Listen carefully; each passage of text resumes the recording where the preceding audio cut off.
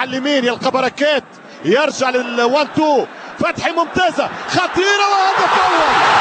الهدف الاول من محمد ناجي كدو. محمد ناجي كدو يفتح باب التسجيل للفريق الاهلاوي. كرة ممتازه جدا بالراس، كرة بالراس وفرحة واشتعال مدرجات حمراء. 80,000 بالفريق الأحمر يهللون لل1-0.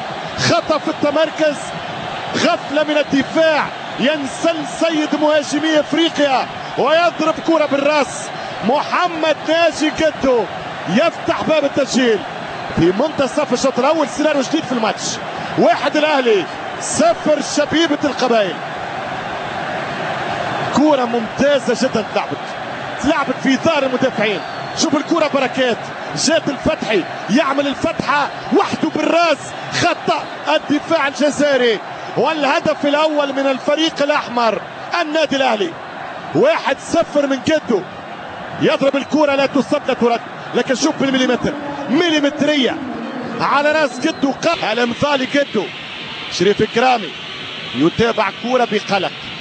الأهلي يدعو لها بالنجاح في صدها وردها، هو القبائل والجزائر تدعو بانطلاقة كرة نحو مرمى شريف.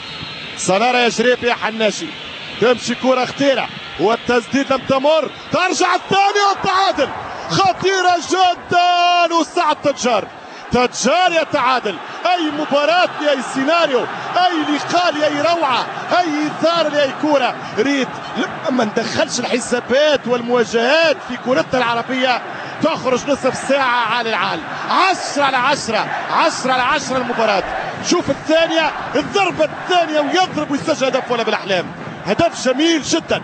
سعد تجار خذا الشانس مرة ثانية وغالط شريف كرامي. 1-1. إذا بين دعوات المصريين ودعاة الجزائريين الكرة جات مع دعوات